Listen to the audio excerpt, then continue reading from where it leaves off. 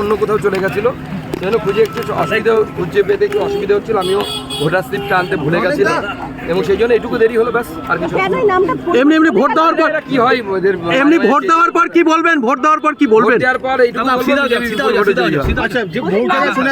এখনো পর্যন্ত সার্বিক পরিস্থিতি কি? এখনো পর্যন্ত সার্বিক পরিস্থিতি কি আপনার? কয়েকটি জায়গা থেকে অভিযোগ আসছে বিভিন্ন রকমের, যেমন ইভিএম খারাপ। গঙ্গারামপুরে গতকাল রাতে আমাদের এজেন্টের বাড়িতে হামলা হয়েছে, তারপর সেই এজেন্ট আজকে বসেছে। গতকাল রাত্রিবেলা আমরা ভিডিও প্রকাশ করেছি, তৃণমূল নেতৃত্ব, স্থানীয় নেতৃত্ব তপনের একটি এলাকায় টাকা বিলি করছিল।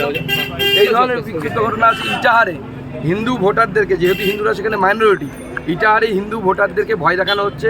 সেখানকার বিধায়ক মুশারফের নেতৃত্বে বলা হচ্ছে যে তোমাদের হিন্দু বুথ থেকে যদি লিড না পায় তাহলে পরে আগামী দিনে হিন্দুদেরকে থাকতে দেওয়া হবে না ইটাহারে। এই ধরনের ধমকি চমকি দেওয়া হচ্ছে, আমরা প্রশাসনকে জানিয়েছি। তৃণমূলের তরফ থেকে আরেকটা অভিযোগ করা হয়েছে, বিভিন্ন বুথে কেন্দ্রীয় বাহিনীর তপন সুবন্ধরা, তপনেও সেখানেও অশান্তি হচ্ছে। তপন